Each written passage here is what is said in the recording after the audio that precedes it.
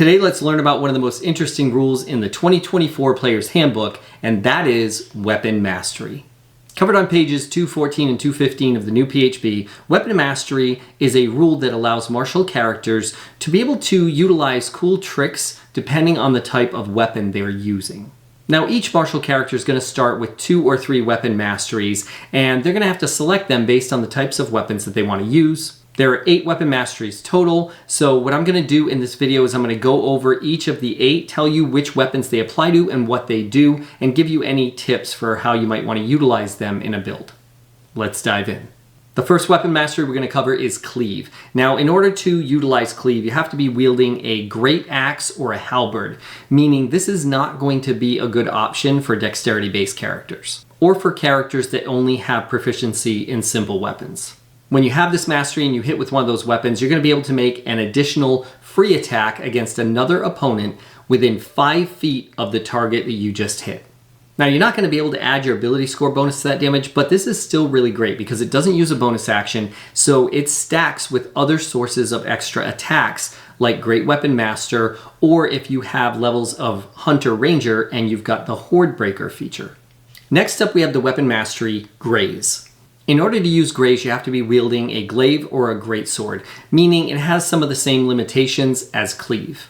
When you have this mastery and you attack with one of those weapons, even if you miss, you're still going to do your ability score modifier in damage to the target, making this a really great way to do guaranteed damage. Some things you might consider, you might want to hold off on taking this mastery until you've got your ability score bonus to a decent level. It's also going to be a lot more powerful and effective for characters that have multiple attacks, and it's a really great way to break concentration on spellcasters. Next up, we have the weapon mastery Nick. Now, in order to use Nick, you need to be wielding a dagger, a light hammer, a sickle, or a scimitar. This one's actually pretty flexible. Only the scimitar is a martial weapon, meaning you don't have to be proficient in martial weapons to use this weapon mastery. Also note that both the dagger and the scimitar are finesse weapons, so this is a good option for dexterity-based characters.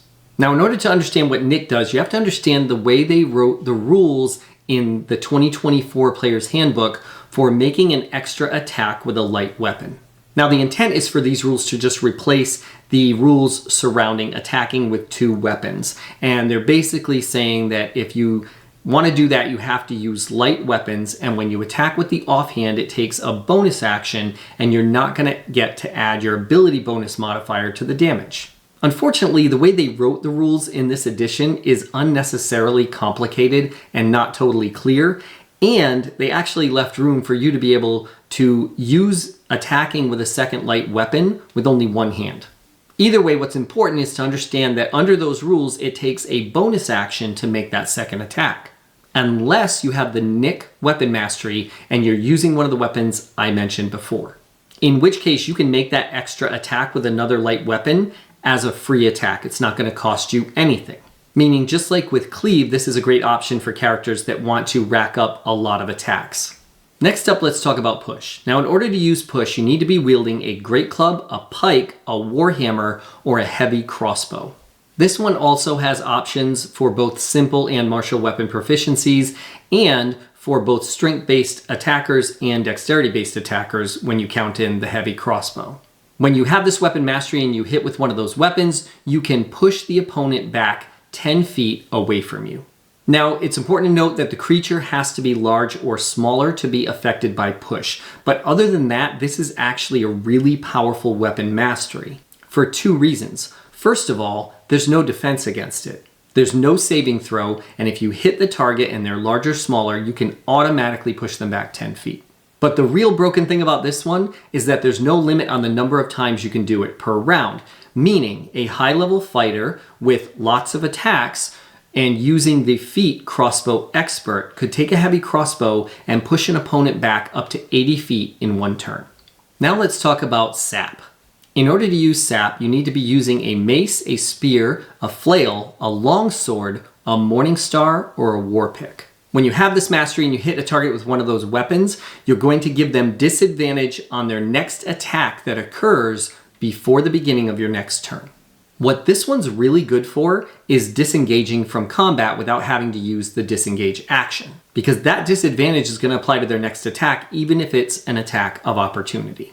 Now, if you like this simple, no-fluff explanation of the changes to the 2024 rule set, don't forget to click that subscribe button so you don't miss out as I release more videos like this.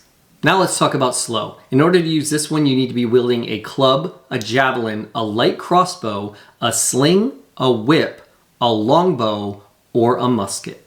When you have this mastery and you hit an opponent and damage them with one of these weapons, you're going to be able to reduce their speed by 10 feet. Now, the downside of this mastery is it doesn't stack with itself, so you can't reduce their speed by more than 10 feet through this mastery alone. However, it does stack with other sources of speed reduction, so you could combine it with things that, say, reduce an opponent's speed or knock them back to make it so that opponent cannot get to you, or so that they can't get away. And that's probably the most powerful thing about this mastery. If you've ever been involved in a chase scene where you've got enemies fleeing and you're trying to chase them down, and their speed is 30 and your speed is 30, being able to hit them with a ranged weapon and reduce their speed by 10 feet is basically going to end that chase very quickly. Okay, now let's talk about Toppel. In order to use this, you need to be wielding a quarterstaff, a battle axe, a lance, a maul, or a trident. If you have this mastery and you hit the opponent with one of these weapons, you have the ability to knock them prone, which is very powerful.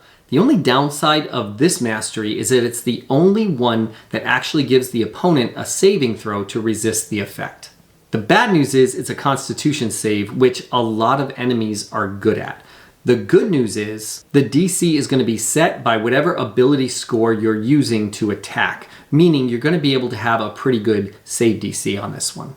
Okay, now let's talk about Vex, and I love this weapon mastery, and I think it has the potential to be one of the most broken. In order to use this mastery, you need to be wielding a hand axe, a dart, a short bow, a rapier, a short sword, a blowgun, a hand crossbow, or a pistol. When you have this mastery and you hit and damage a target using one of those weapons, you're going to get advantage on the next attack you make against that target by the end of your next turn. Now, the first thing I really like about this one is it's even useful at low levels of play when you only have one attack, because it lasts all the way until the end of your next turn, meaning you can still make an attack on your next turn at advantage. But what makes this kind of stupid, broken, and powerful is the fact that there's no limit on the number of times per turn you can do this. Meaning, if you keep hitting and doing damage, you can set up a never-ending chain of getting advantage on every single attack against that target. Now think about using this with, say, a high-level elven fighter who's a gunslinger and has the elven accuracy feat. Basically, they're going to get 3d20 on every single attack. And in case you're wondering, yes, you can absolutely use the elven accuracy feat with the 2024 rule set because of backwards compatibility, making this one of the most broken and one of my favorite weapon masteries in the new PHP. Enjoy!